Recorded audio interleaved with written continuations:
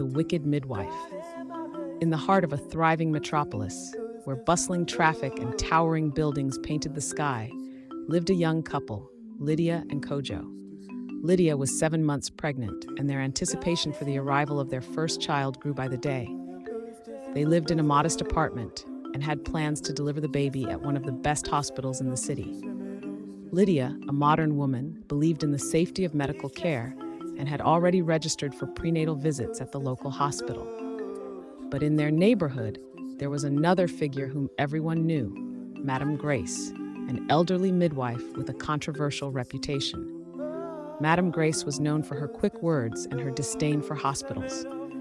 She boasted that she had delivered babies long before hospitals became popular, often telling young mothers, "I have seen more births than any of those doctors ever will. They rely on machines. I rely on skill."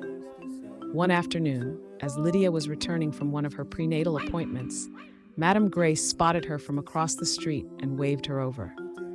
"Lydia, I hear you're planning to have your baby in the hospital. Why trust those doctors when you have me? I can deliver your baby right here at home in comfort and without all the fuss." Lydia, though polite, declined. "Thank you, Madame Grace, but Kojo and I have already chosen the hospital. I want to make sure everything goes smoothly." Madame Grace's face hardened. "You think those doctors care about you? You'll be just another number to them, rushed through like cattle. But with me, you'll be in safe hands. Don't believe everything you hear about hospitals. They charge you for everything, even for things you don't need. Think about it." Over the next few weeks, Lydia couldn't shake Madame Grace's words. The midwife would appear at her door, offering herbal remedies and telling horror stories about hospitals. "Do you know how many women leave those places empty-handed, their babies gone because of some doctor's mistake? Trust me, dear, childbirth is natural. The more you interfere, the more problems you'll have." Eventually, fear crept into Lydia's heart. Madame Grace was experienced, and the stories about hospitals were unsettling. Against Kojo's advice, Lydia decided to have the baby at home with Madame Grace, feeling it was safer and more personal. The night Lydia went into labor, Madame Grace arrived, her bag filled with tools that looked old and worn. Lydia's contractions were painful and fast. Hours passed, and Madame Grace remained calm, though Lydia's pain intensified. Kojo watched helplessly as Lydia struggled, her cries filling their small apartment.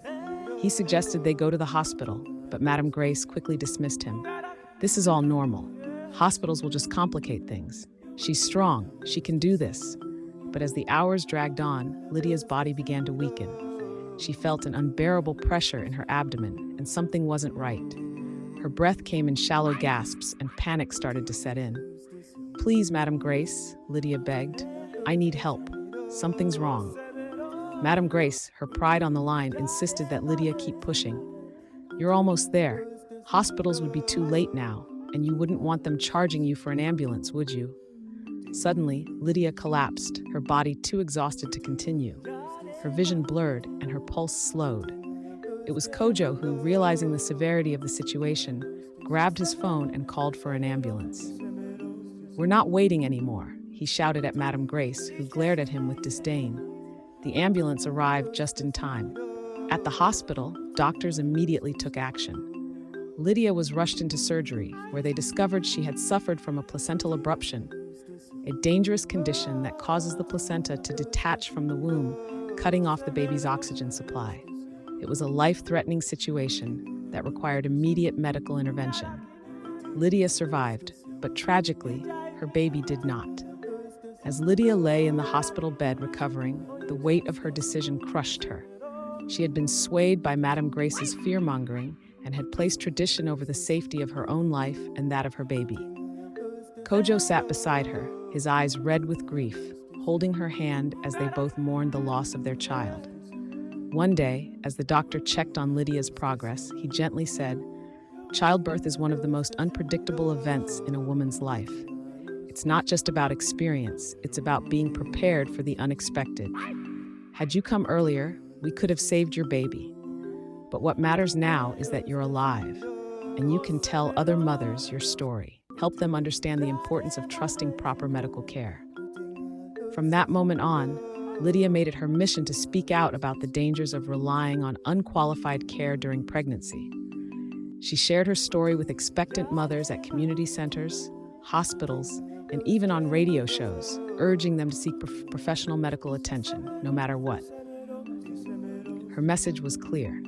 Pregnancy and childbirth are beautiful, but they are also unpredictable. We need to trust in the professionals who are equipped to handle emergencies. Don't let fear or tradition lead you to make choices that could put you or your baby's life at risk. Hospitals aren't the enemy. They are here to protect us when things go wrong.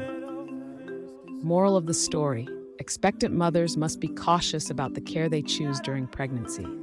While tradition and experience have value, they cannot replace the safety and preparedness that modern hospitals provide.